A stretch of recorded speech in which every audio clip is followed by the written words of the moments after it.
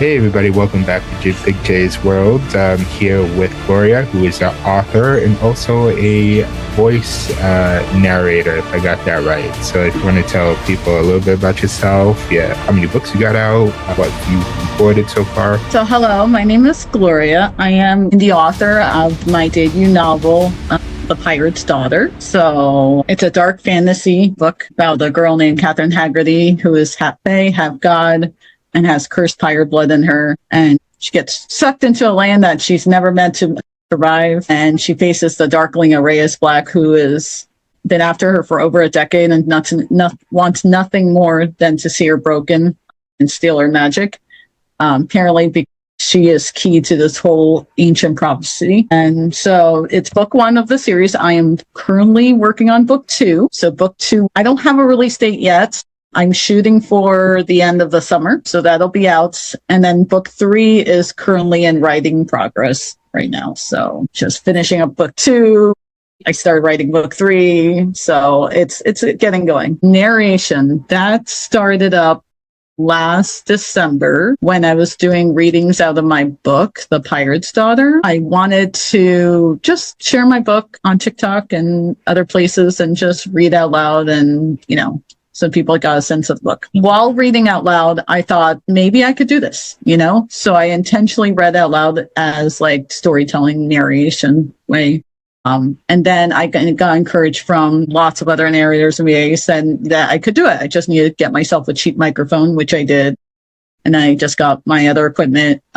I was about to set up my studio when we moved. So when we moved, that's when I set up my studio. And that's when I got connected with, right before December and then through the spring, I got connected with an author who wrote her first novella. And I just recorded that and it's actually completed and is off to ACX. So by the time, this interview goes live, the book should be going live by then. So the book's called The Miracle Within the Snow.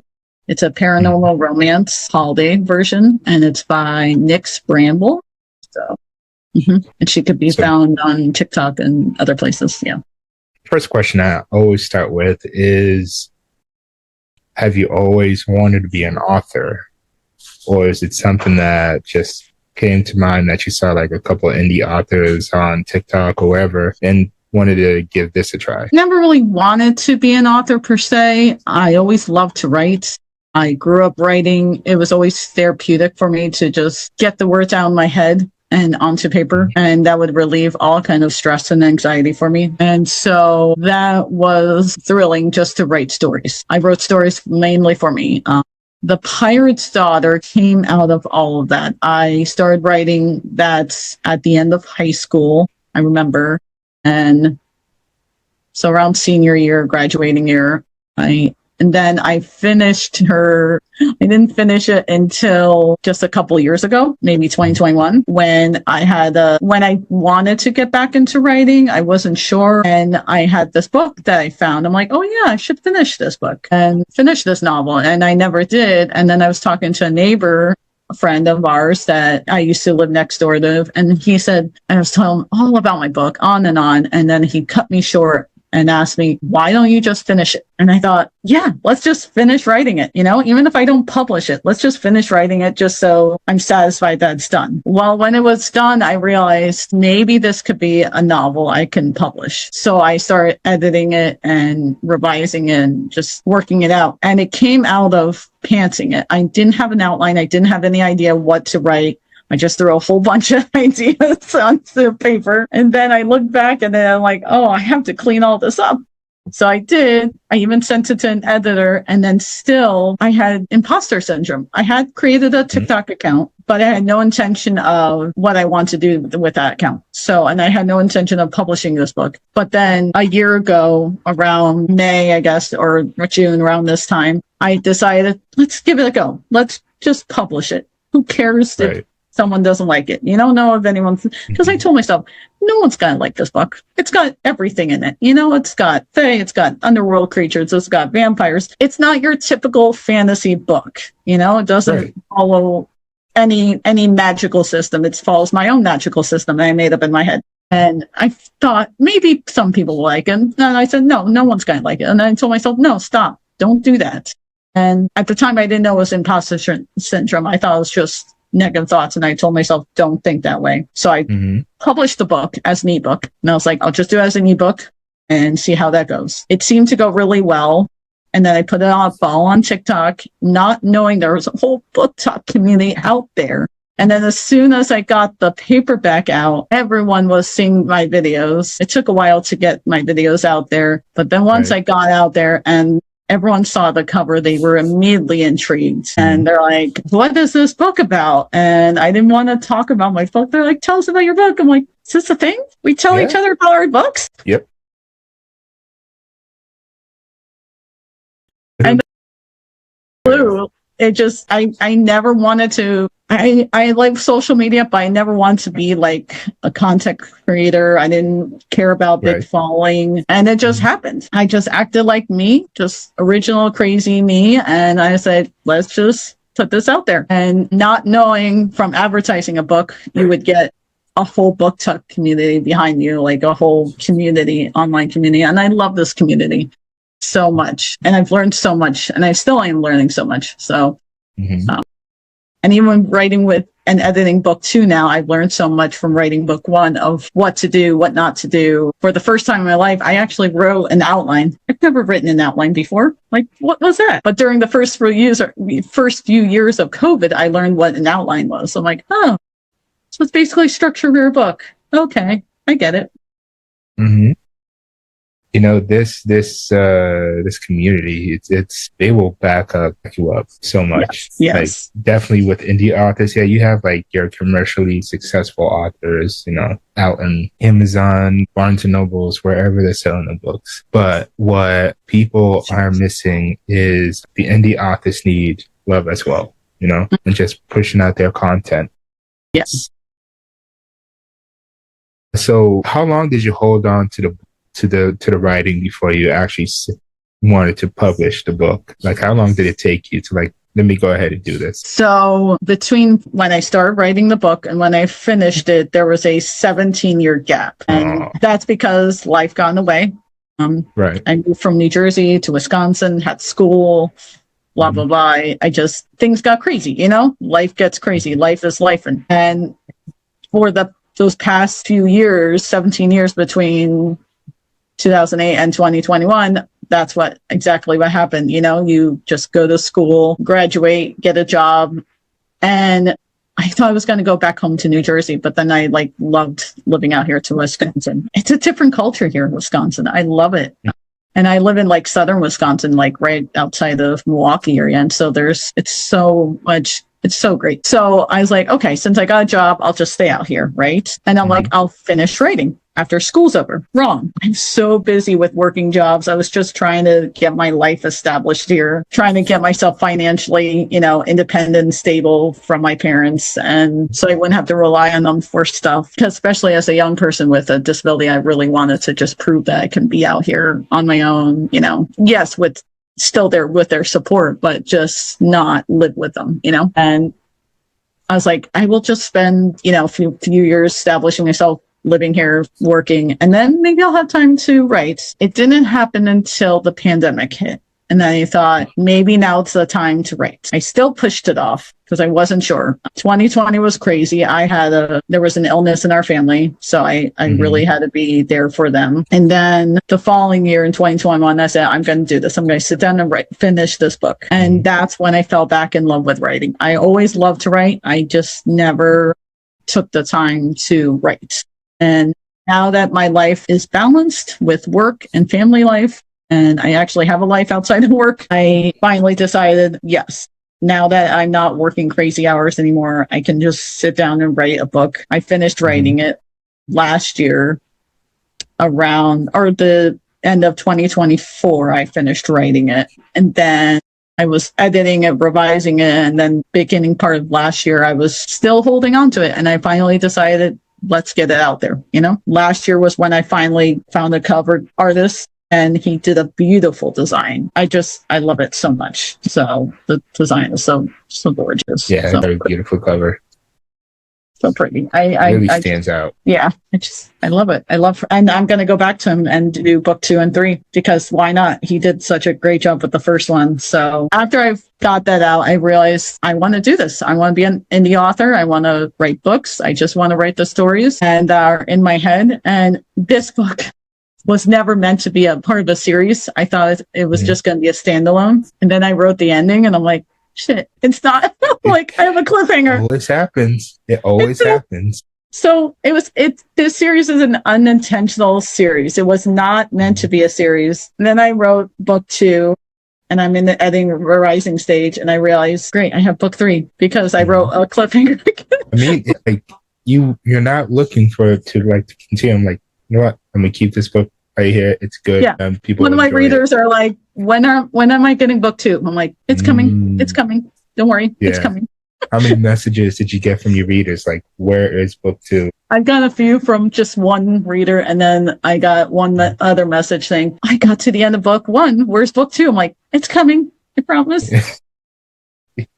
And so, yeah, and I got a lot of feedback from my alpha readers. So that was really good. They were a little late to get feedback to me, but it's never too late because I'm still revising. And I said, thank you for your feedback. I totally appreciate it. I had not so good feedback on the beta readers for my first book, but they were not from people from the BookTok community. So I wish I had put this book out, before it was done. So, but I had no idea there was this great community. So we want to see indie authors succeed. So describe a little bit about the main characters. So in The Pirate's Daughter, the FMC is Catherine Hagerty. She's my protagonist. She's your not so average teen girl. So in the first book, she's a teen, and then book 2 and 3 follow her through adulthood. But she's about 17, about to be 18. She has no clue who she is. She knows she is part fae, and she knows she has like a little bit of magic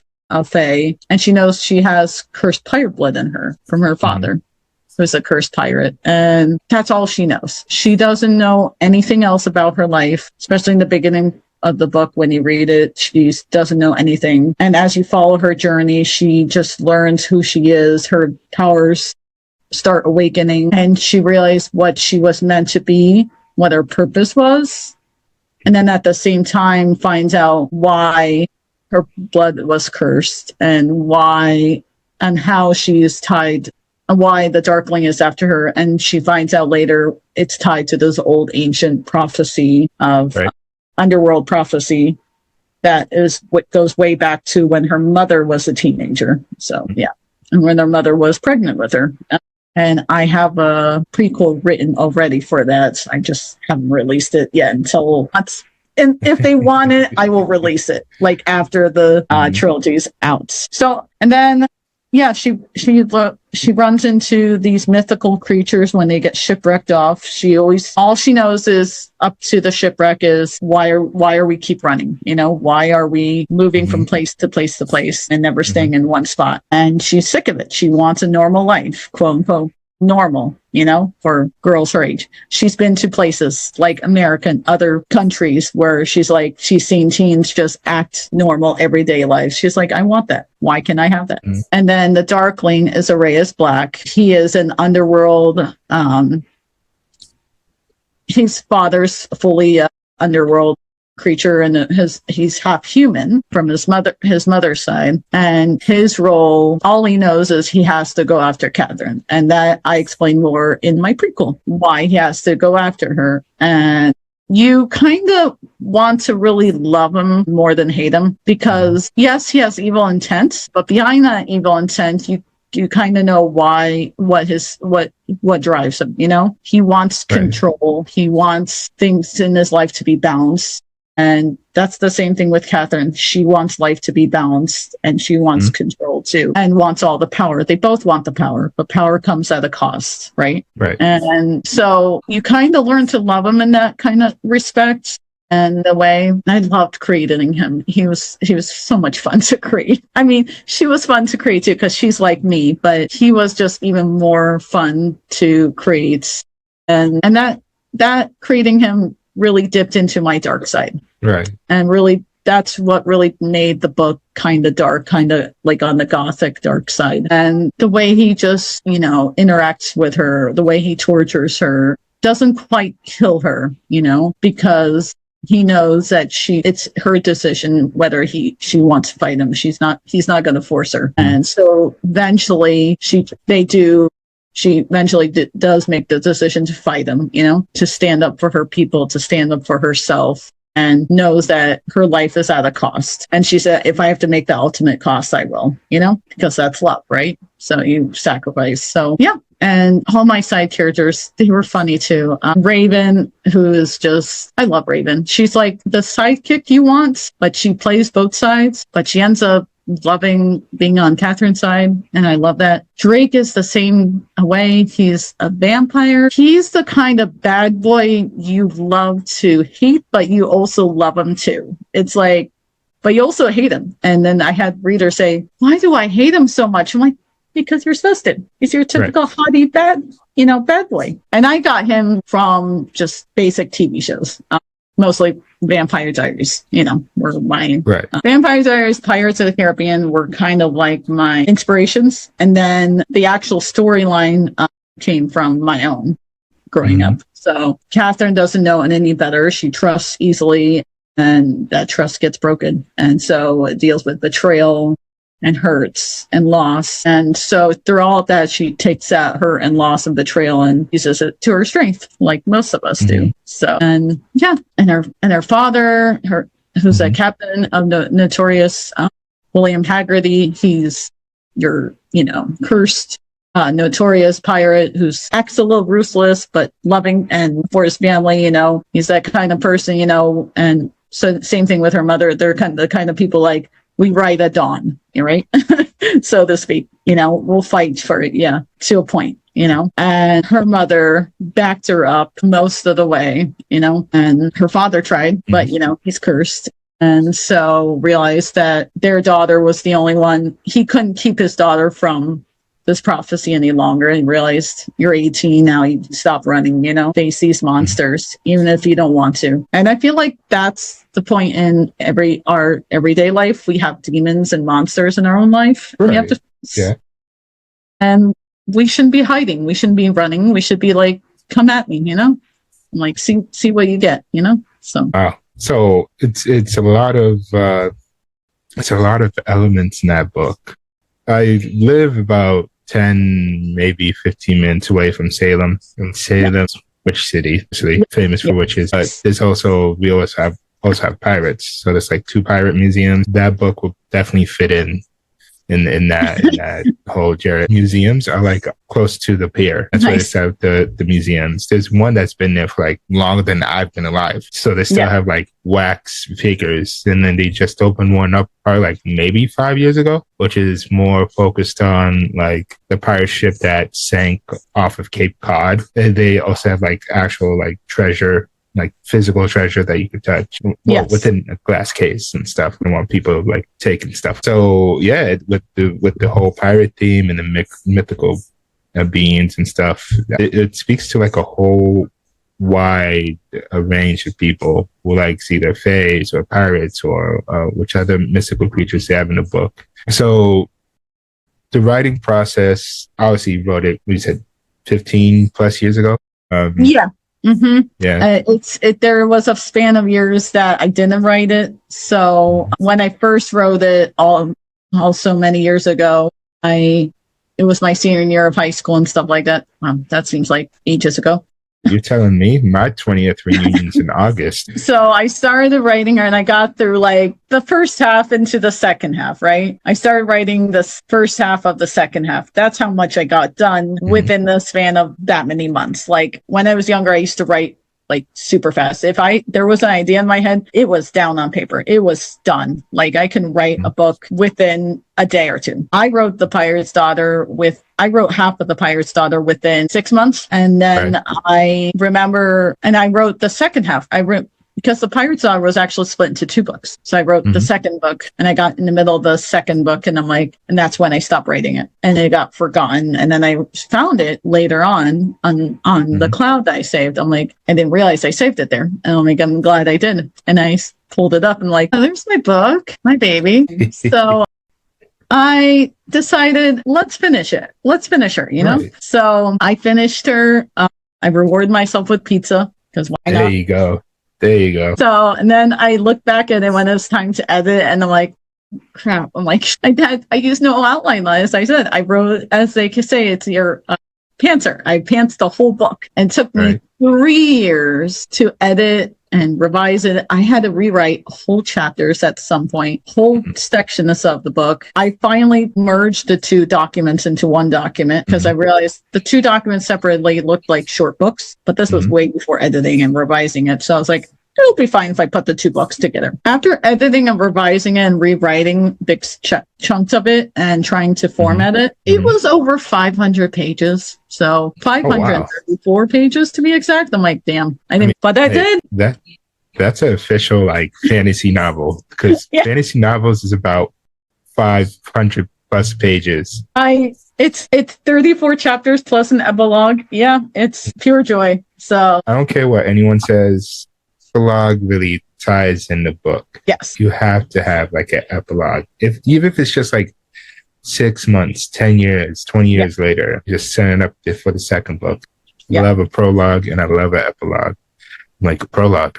Let's see. And everything's time stamped in my book. So you have like not the exact date, but you have like at least a month and the year and or what time of season. So it's the book starts out in like late August, you know? So and then it runs through like the middle of winter. So yeah.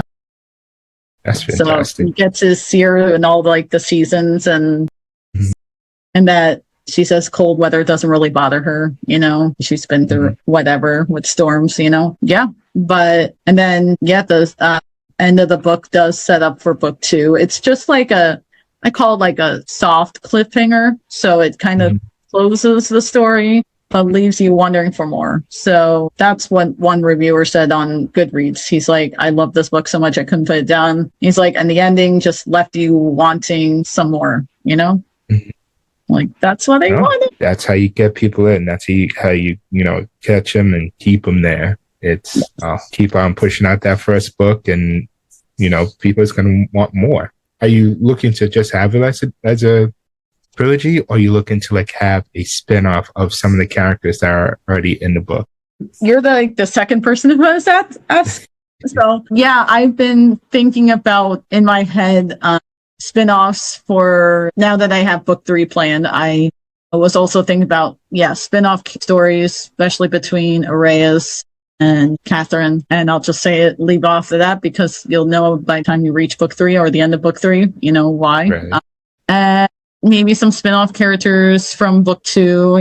I introduced some new characters from book 2. So yeah, because in book 2, she finally lives her normal life she wants. And it's called The Daughter Returns. So I already have a title. Don't have quite the cover yet, but I will. Once I get my spine, like my trim size, all measurements right, so I can send it to him. But yeah, so in The Daughter Returns, it happens. There's a little bit of time span. It happens 5 years later. She begs, like at the end of the book, when she wants to beg to, the Fae and say, can I just live among mortals? Because that's common for fairies to live around humans. And they agreed, yes. And so she flees that area. She leaves. This happens 5 years later. So she's living on the eastern coast of America, which makes sense because I'm from the East Coast. And she's living in a little marina town on a houseboat. So again, boat ships, what she's used to. And she thinks everything's going well, right? And then, bam, someone from her past, which is also Raven, comes crashing into her life and tells her the bad news of what happened, that the prophecy was fulfilled. And she's like, damn, this is not happening. This is not happening. And once again, she's thrust back into the world. And with her father gone, she now has to step into the role of leadership and be their queen, their captain, because her father left her that role, but she's like, I don't want it. Don't give it to me. I just want to be normal 20-something-year-old, you know? And so this happens when she's in about her mid-20s, 24, 25. So she's long after not a teen anymore. And life is good, right? She's just living like a mortal, living among mortals, you know, not using magic to cheat on anything because she doesn't want anyone to know. And then when Raven comes, she has this close friendship with a mortal named Matt Hadley, which my readers will get to know him in book 2. And then he starts asking more questions and being, you know, pressing her, and until she finally breaks down and tells him everything. And she doesn't want to because she's like, I've learned from the past not to get people involved, you know. But once again, she's getting people involved because you can't do this life alone, you know. So exactly, you got to have people help. So not to give too much secrets away, but yes, exactly. These books are going to be wonderful. Can't wait for book 2 to come out. Every time I do these podcasts, it just keeps growing. Just put another one on top, and you know. So, you as a reader, what books do you generally gravitate towards? If you're just gonna not write for the night, you just want to sit down and read something, what would you gravitate towards? I gravitate towards thrillers, actually. Really? Not psychological. I mean, some psychological. It depends on what it is.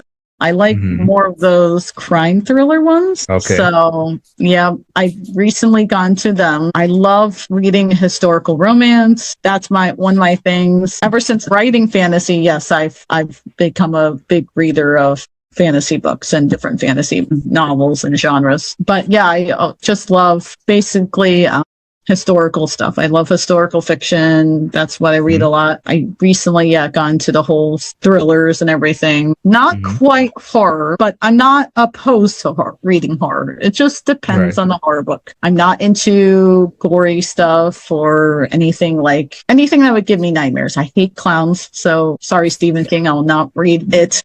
That's a hard pass on the Yes. Okay, got it. Yes, I am not a big fan of clowns. Never have been, never will. Things like The Ring is fine, you know, so stuff like that. So you said crime thrillers. Hear me out. There's a series called Dr. Mercedes by Stephen King, which is like a crime horror, maybe a little bit thriller, which I didn't read. Was going to read 3 books. I decided I'm not going to read them because you know how Stephen King writes. It's like the end of the world. But there's a spinoff called Holly, who's in Dr. Mercedes, which is a crime. I would say it's a crime / horror / thriller. Yes, because it does get gory, and if you do read it, you'll see why. Yeah, because it's obviously Stephen King, but it still has that thriller and that crime aspect in it. But he's Stephen King, so I would maybe try it out. Yeah. Okay. If you like don't want to read it anymore, you're not going to hurt my feelings. It's not one of the books that not one of the genres that you'll typically dive into. But I would say it's a really good book. Yes. Past the gore and stuff, but it's a really good book. So you don't do psychological. So I grew up reading all that. I didn't start reading. I didn't own any. I started reading Harry Potter books later in life when I was older in my teen years.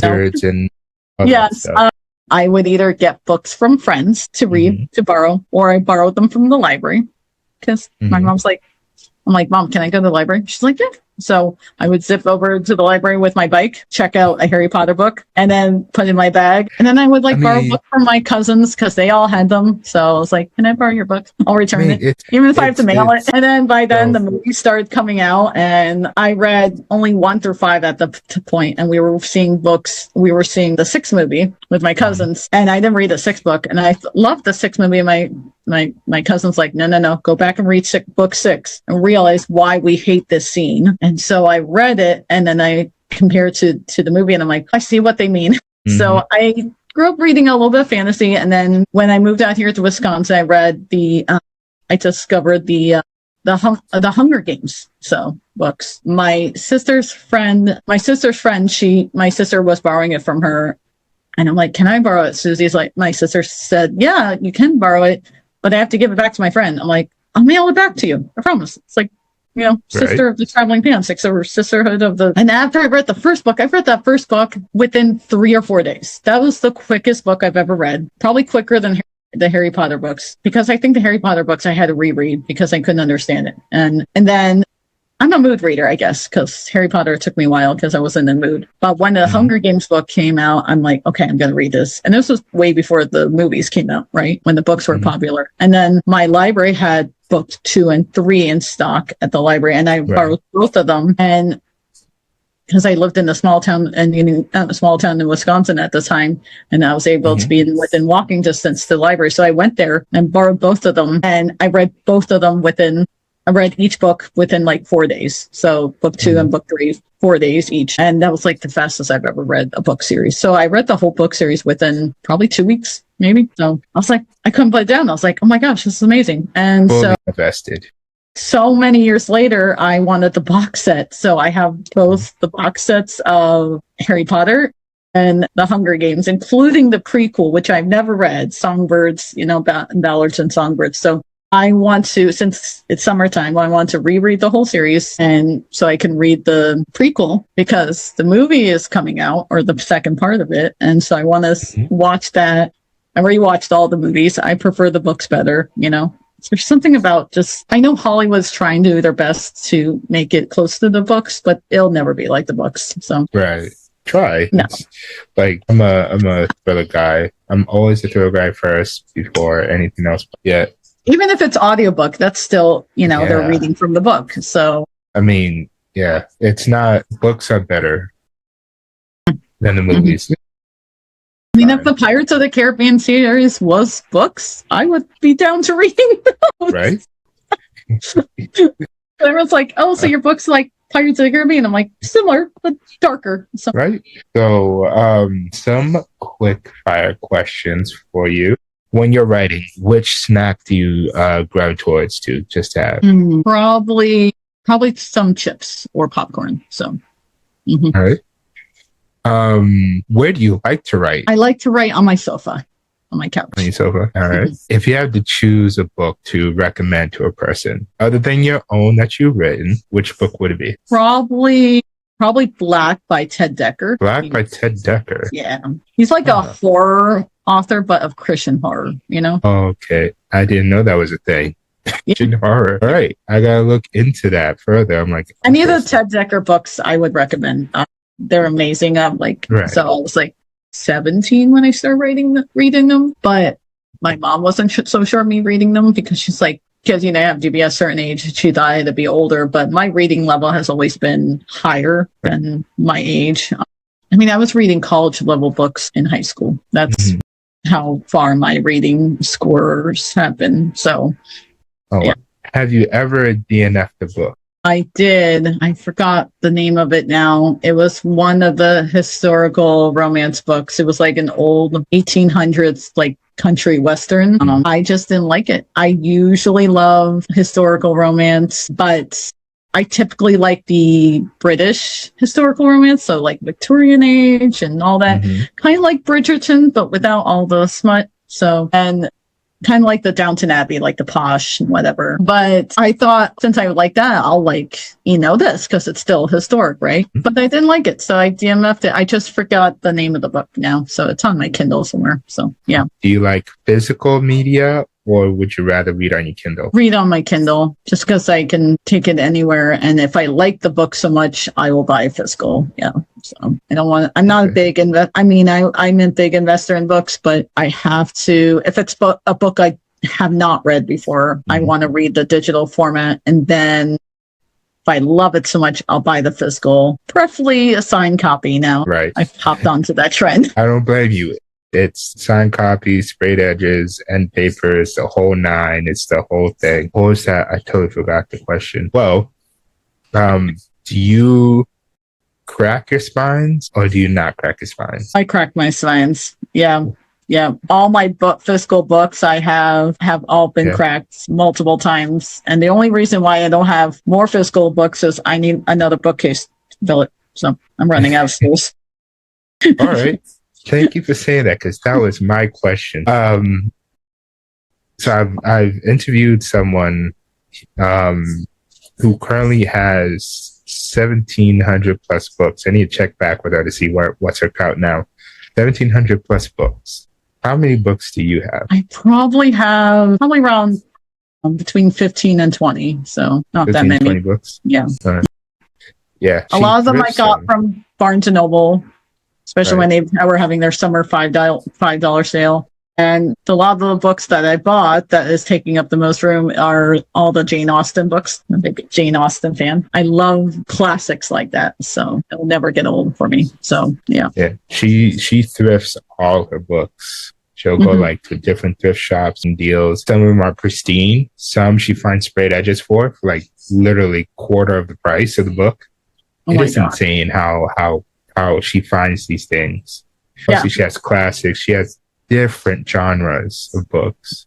She has them all sectioned off in different shelves. Wow. It is insane. It's getting to the point that her books are just being stacked up next to the shelves. So I don't know how she does it, but she loves her books. She loves her books. Between my books and my cookbooks, when we were moving, I didn't realize I had so many cookbooks and books until we had to pack, and it filled up 4 or 5 boxes.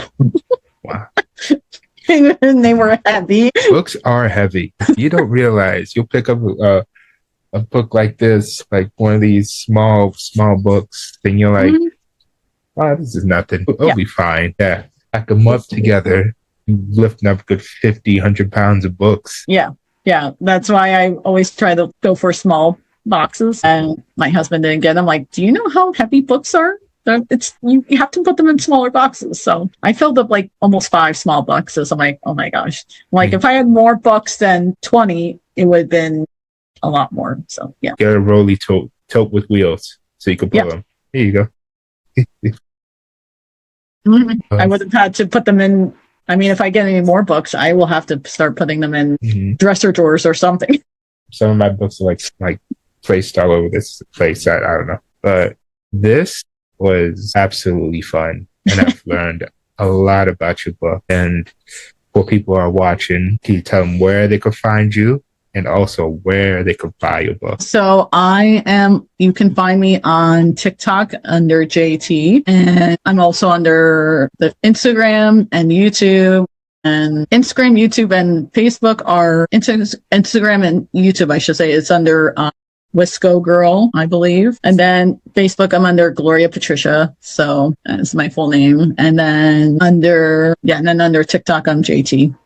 And then you can find the book, The Pirate's Daughter, at Amazon, KU, and Audible. And those who are living locally, like in the Kenosha, Wisconsin area, they can find my book at Studio Moonfall there. So, or on his website. So I have currently my book in one local bookstore. I'm going to try to hit more indie bookstores with my book. As much as I respect Barnes and Noble, I believe in just supporting indie bookstores and having my books in local bookstores in local communities. So, Oh, definitely. I should definitely connect you with someone who just opened up her own bookstore that I follow on TikTok. Yeah. Maybe you two could talk and figure something out. Yeah, that'd be great. Yeah. So. All right. Well, I'm happy that we had the chance to talk about your book and future books coming down the line and all your interests in books and stuff. And next time we'll talk about you being a voice narrator. That'd be great. Yes. Yeah. Hopefully I'll have more titles under my belt by then. So. Right. Well, thank you again for joining. Of course. Yes. It was fun. Thank you.